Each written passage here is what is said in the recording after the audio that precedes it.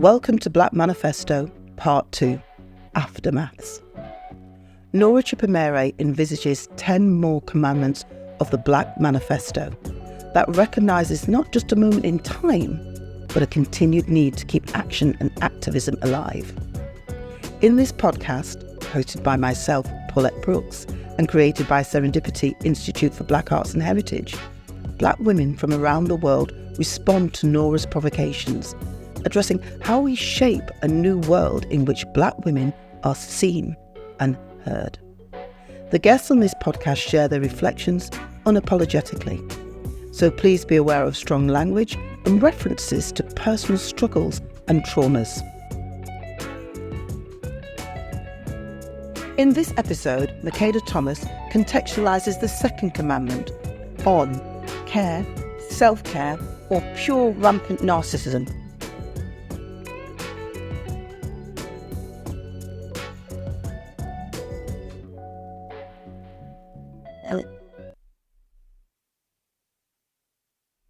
Hi, Makeda. I'm just going to dive right in and I'm going to ask you, what does self-care look like to you? Self-care.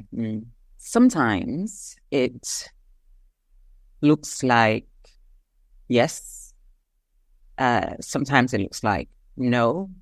Sometimes it's indulgent. Sometimes it's violence and ruckus and loud. It could be being at home all day, doing nothing. And I say that in quotes, in Brooklyn or here in Chicago. Sometimes it's running off to Blue Basin in Dingle Martin and being there all day with beloved friends and family. Self-care is doing what I need to do. It's not a specific thing like I take baths every night, in oils at 8, and that's my self-care. For me, it's more in the moment and contextual. I do what I need to do. Yeah. So given that you do what you need to do, not only are you an artistic director, a choreographer, and a teacher, but you're also a mother. So how do you balance work and motherhood? Yeah, I get that question quite often, and there's absolutely no balance. For me, there is flow, right? Balance would suggest some sort of equilibrium or some sort of stability. And I find that inhabiting both of those spaces as artist, as mother, are more about a kind of simultaneity, right? So there are moments when I'm completely overwhelmed by my work as an artist or an artistic director or as a teacher or as a curator or as just a director of the Institute. And others when I'm completely overwhelmed by being a mother. And so, again, like the question on self-care, it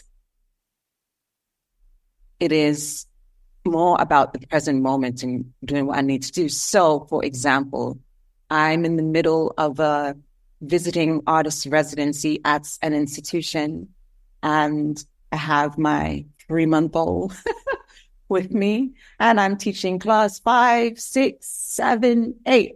And then I peek over at him and I'm realizing he's kind of... So I pick him up in the middle of class, start breastfeeding him. None of my students bat an eye. 5, 6, 7, 8. That's what that balance looks like. Yeah, so as you're saying, work and parenting, never mutually exclusive, and then across your social media, you use the hashtag art and hashtag mother. Mm-hmm. So what does it mean to be both an artist and a mother? Yeah, the hashtag I use is hashtag iArt, small I, and hashtag iMother, small I. And it's really about that insistence of simultaneity and that it's not mutually exclusive. The hashtags hold space for that simultaneity, which the world does not necessarily always hold space for. It can be rhetorical, the world, about it. But it doesn't always hold space for it. And it's my insistence that what is visible is always that I am in those multiple spaces. Yeah. And in those multiple spaces, you then will have to navigate these sort of historical stereotypes of the strong Black woman, the woman who can handle pain and stress and work and still find time to be a caregiver for others. What steps do you take to care for yourself? I take my ashwagandha in the morning and in the evening. I have amazing, beautiful relationships with lovers, good sex. And I let people take care of me sometimes, dear friends and loved ones. I allow myself to fall apart. I really don't do sort of holding up a kind of thing really well. If I'm upset, everybody probably knows it. If I have a question, I'm like asking it really loudly. I am really not about sort of constructing this thing that I can then move through the world with. It's like I'm here and I'm upset. So you find me cussing in 1 minute and the next minute I'm inspired and I'm, running around trying to make yet another project happen, and so it's like, it's embodied. I let myself fall apart. I cry. I discuss. I question. I get angry. I calm down, have a softer moment. And in that way, it pushes up against that historical stereotype, right? Which is perpetuated in part because we feel we need to hold it together all the time. And I allow myself to fall apart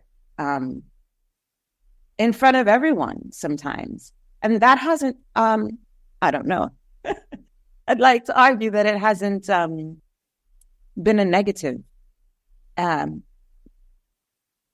Rather, what people see is a whole human being in front of them, and they are prepared for all that might bring. I like that, because then I can deal with you as a human, and you're dealing with me as a human. Yeah. Well, I believe you brought all that wholeness as a person and a sense of freedom and emancipation to your work. And so in 2019, you formed the Belmont Baby Dolls. Could you talk a little bit about what inspired the creation and the work to form that group? Because it's the Belmont Baby Dolls, it's the baby doll. And that speaks to the question before. Absolutely. Absolutely. Yeah. Absolutely. Yes. I formed the Belmont Baby Dolls 2 years after the birth, a year and a half or so after the birth of my daughter. And she was a huge part of me even looking at the baby doll mass tradition. First of all, she walked around everywhere with her collection, which is only grown of brown baby dolls. And because she always carried brown baby dolls, we were always getting comments. I found that people were surprised that she'd have, she has all kinds of dolls, like little traditional African dolls, little Caribbean dolls, little baby alive dolls, that we got at Target. Like, she has a whole bunch. She's an amazing collection of dolls, and the discussions around her caring for them is what sort of made me look like, and let me think about, I'm thinking about motherhood, and what is the mass character that is doing that work already, and how could I explode it further? It's a mass that requires me to be in the presence and in the thinking of other women. So it starts with my daughter, it extends to my mother, my relationships with my sisters, my relationship with my girlfriends, my relationship with other Black women artists. And so one of the things that we do is always collaborate with Black women artists, other Black women artists in order to make this work. And it doesn't mean that it's a conversation that is exclusively open to Black women, because Belmont Baby Dolls is women, girls, men, boys, queer, straight, here, there. It's all of that to have that conversation. But definitely at the center is my interest in other Black women and my love for other Black women. You started to touch upon how the baby doll as a platform can be used to discuss social issues and difficult conversations. Can you just touch on that a little bit, particularly around the Trinidadian community? Yes. Well, Belmont Baby Dolls motions to, as a collective, as a band, to perform the sort of connections, the divergences, the complexity of the mass within the context of Trinidad Carnival. There's a lot. There are many ways that mass can be performed. There are many ways that mass can be read. I think that there was a moment in time where it got choreographed. It was like the baby doll tradition, the baby doll mass tradition does this.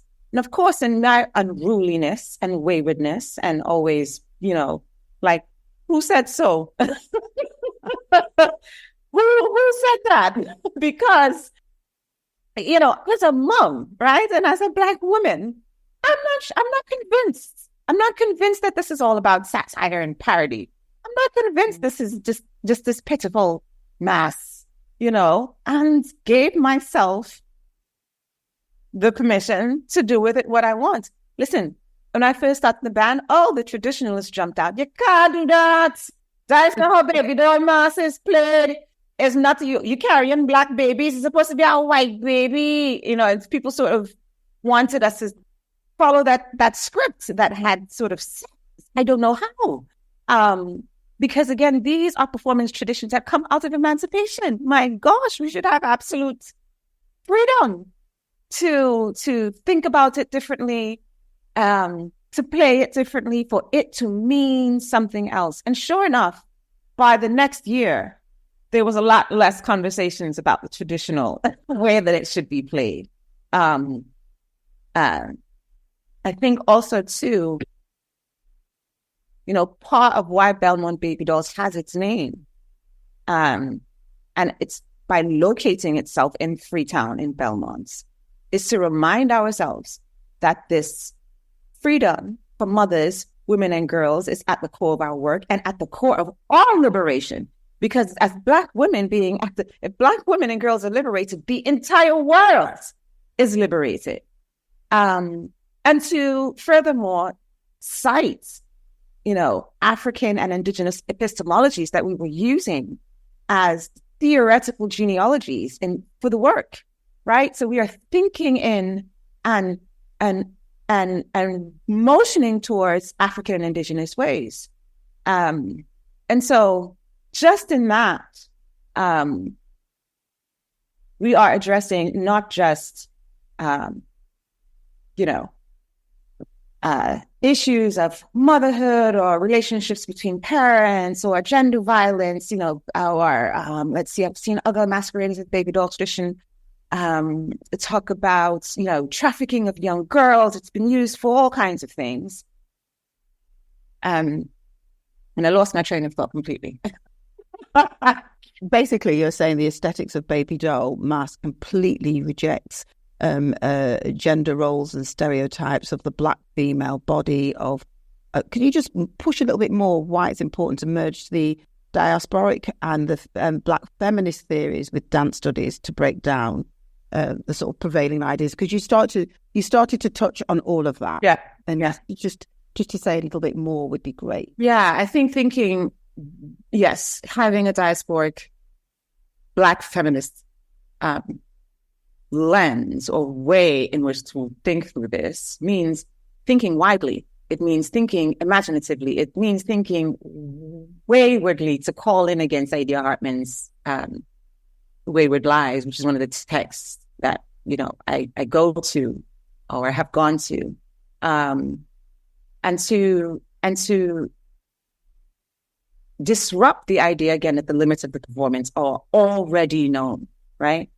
And so this interdisciplinary way is how you get to new kinds of questions, new kinds of meanings about what Black motherhood means. Kind of stuttering.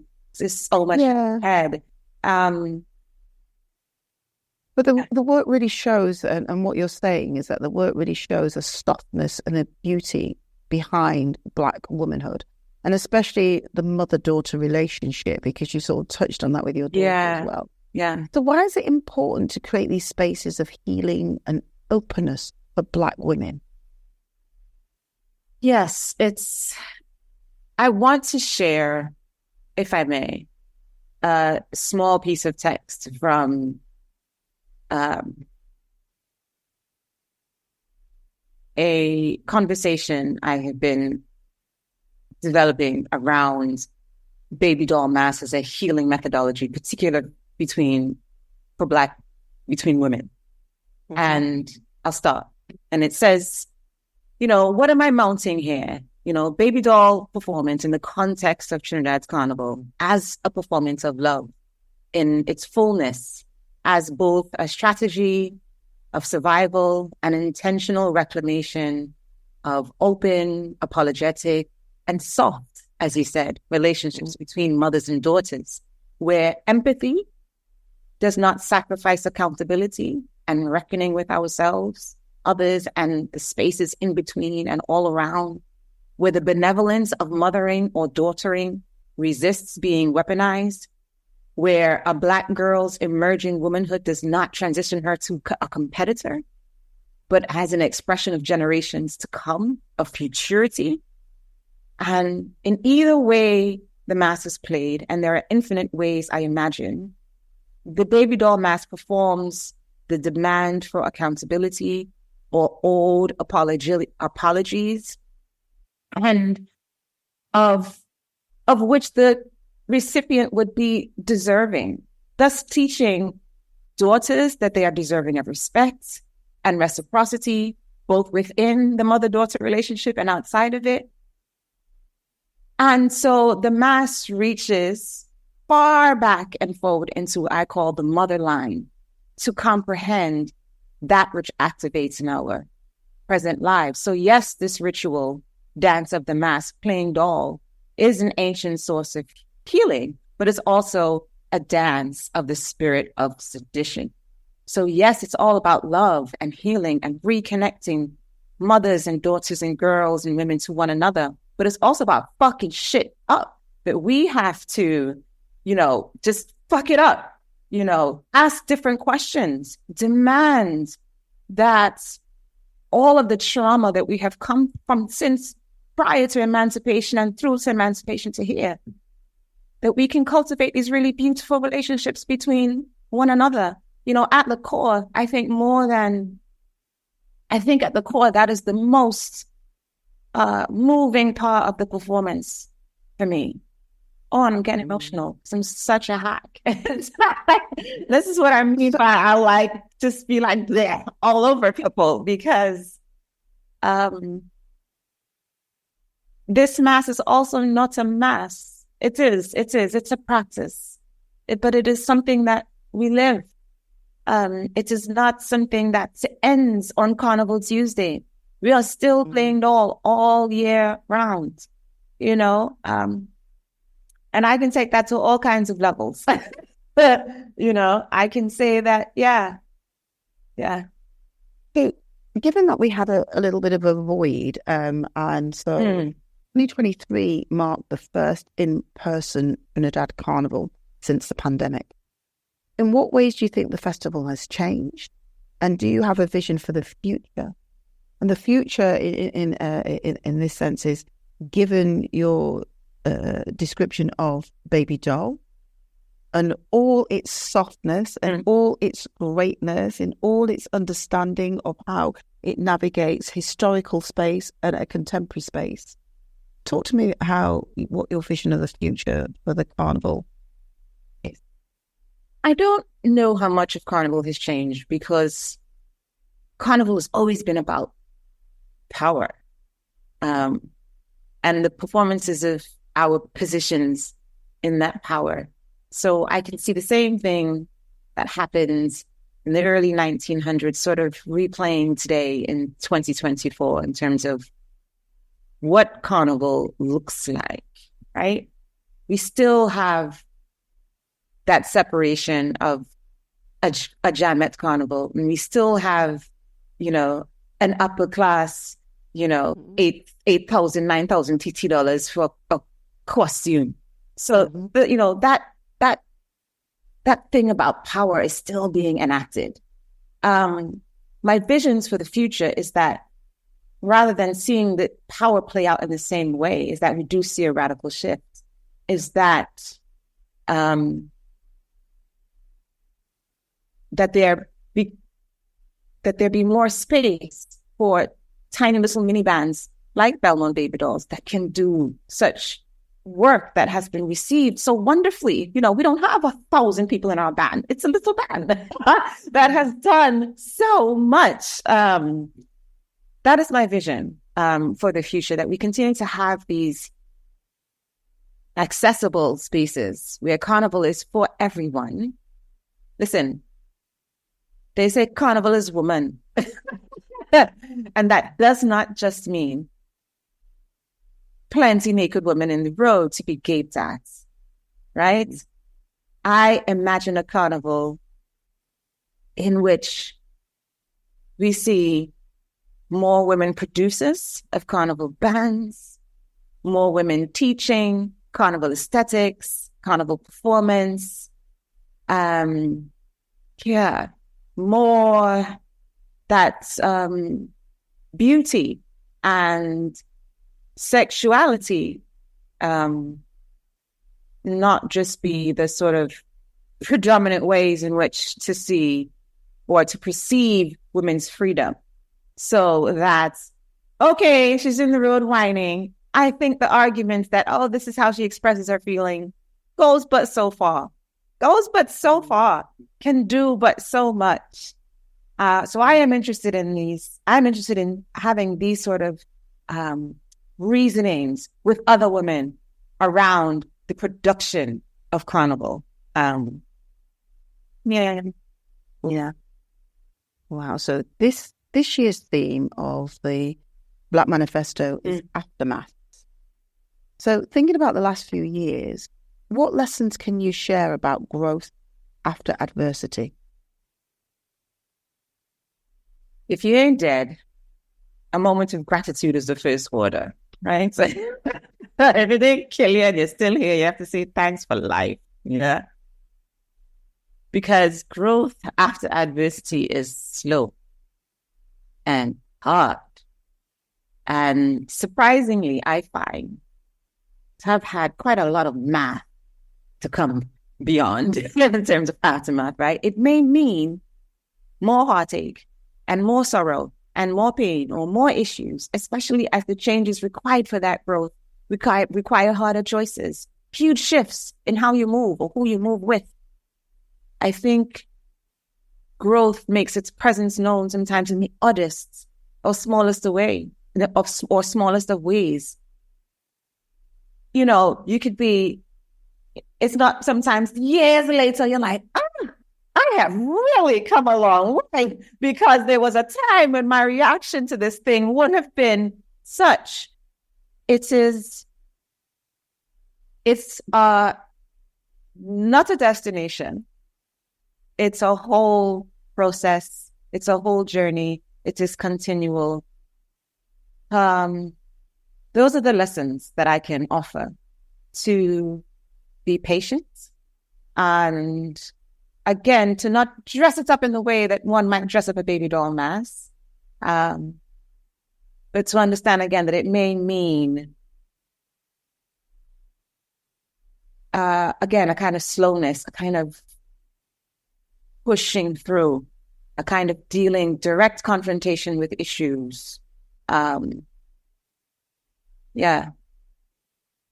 I think then understanding that allows us to stick with the temporality, the process of growth, rather than sort of reverting back to what we've always done because it's just, we're not getting there fast enough, or it doesn't need the way that I imagine, you know?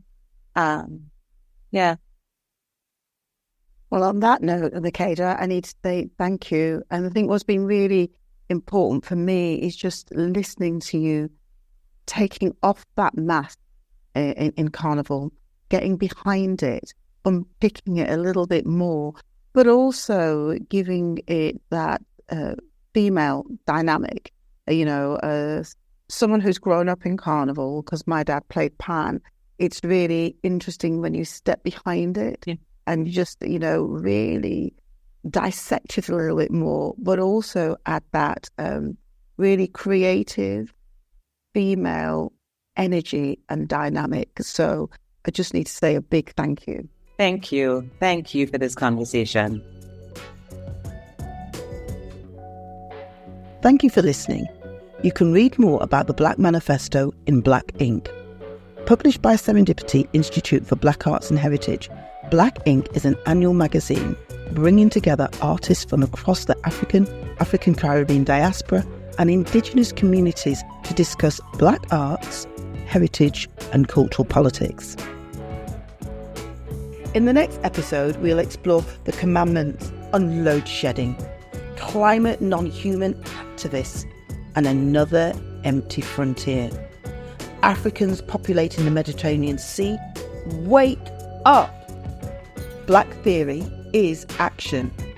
When was the last time you did, made, lived? For further information and content to support your own learning,